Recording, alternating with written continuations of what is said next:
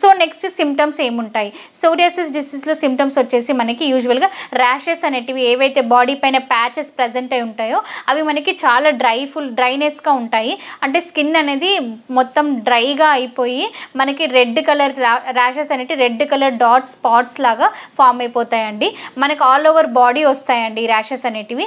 And ఎక్కువగా ఏంటంటే మనము ఇవి చాలా పెయిన్ఫుల్గా ఉంటాయి. ర్యాషెస్ ఏవైతే ఫామ్ అవుతాయో బాడీ పైన ఆ ర్యాషెస్ అనేటివి చాలా పెయిన్ఫుల్గా ఉంటాయి. చాలా దురదగా ఉంటుంది, ఇచ్చింగ్ ఉంటుంది, బర్నింగ్ సెన్సేషన్ ఉంటుంది, మంటగా అనిపిస్తూ ఉంటాయి ఆ ర్యాషెస్. కొన్నిసార్లు ఎక్కువగా డ్రై అయిపోవడం వల్ల మనకి ఏంటంటే ఆ ర్యాషెస్ నుంచి మనకి చుట్టుపక్కల క్రాక్స్ అనేటివి ఫామ్ అవుతాయి. అవి ఎక్కువగా డ్రై అయిపోవడం వల్ల ఆ క్రాక్స్ నుంచి కొన్నిసార్లు బ్లీడింగ్ అనేది కూడా కనిపిస్తూ ఉంటుంది. అండ్ మనకి యూజువల్గా ఈ సోరియాసిస్ స్కిన్ డిసీజెస్లో మనకి స్కిన్ అనేది సిల్వరీ వైటిష్ ఫ్లేక్స్ టైప్లో ఉంటుంది. అంటే మనకి లుక్ అంటే ఆ స్కిన్ లుక్ అనేది సిల్వరిష్గా కనిపిస్తూ ఉంటుంది, వైట్ ఫ్లేక్స్ టైప్.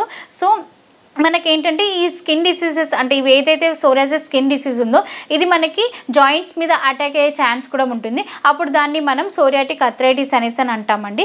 నెక్స్ట్ వచ్చేసి మనకి స్కాల్ప్ సోరియాసిస్ అని ఉంటుంది, పామర్ సోరియాసిస్ అనేసి అని అంటాము, ప్లాంటర్ సోరియాసిస్ అనేసి అని అంటాము. స్కాల్ప్ సోరియాసిస్ అనేది ఏంటంటే మనకి యూజువల్గా మనకి తలలో అంటే తలలో ఫామ్ అయ్యేదాన్ని స్కాల్ప్ సోరియాసిస్ అనేసి అంటాము.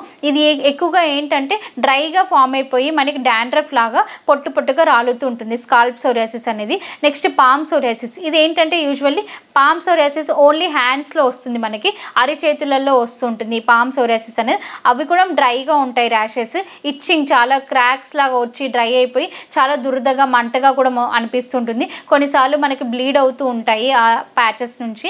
నెక్స్ట్ ప్లాంటర్ సోరియాసిస్ అనేది మనకి పాదాలకు వస్తుందండి. ఈ పాదాలలో మనకి అంటే కాలి ఫింగర్స్కి కూడా అటాక్ అయ్యే ఛాన్స్ అనేది ఉంటుంది. దాన్ని పామర్ సోరియాసిస్ అనేసి అని అంటామండి.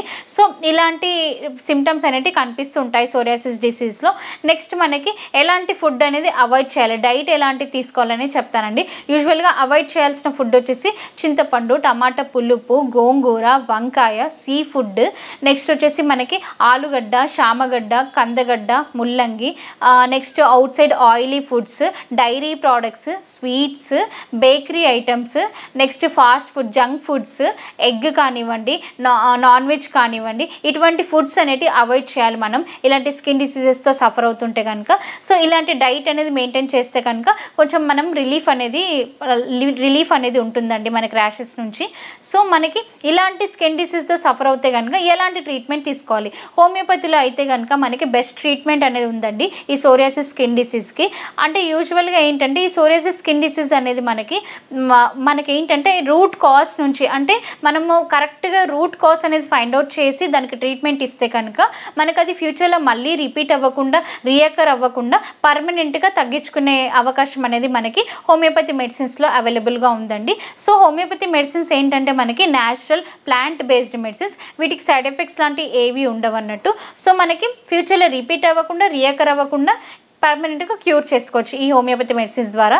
ఎవరైనా ఈ స్కిన్ డిసీజ్తో సఫర్ అవుతున్న వాళ్ళు ఉంటే కనుక మీరు మా మెడినైన్ హాస్పిటల్కి సంప్రదించండి. మీకు డాక్టర్స్ హెల్త్ గురించి టిప్స్ చెప్తారండి అండ్ డిసీజ్ గురించి కూడా ట్రీట్మెంట్ ఇస్తారండి. సో మా డాక్టర్స్ ఏంటంటే మెడినైన్ హాస్పిటల్లో ఓన్లీ మెడిసినే కాకుండా డైట్, ఎక్సర్సైజ్ అండ్ ఇమ్యూనిటీ గురించి కూడా ఎక్స్ప్లెయిన్ చేస్తారండి. సో ఎవరైనా సఫర్ అవుతే కనుక హాస్పిటల్కి సంప్రదించండి. Thank you so much.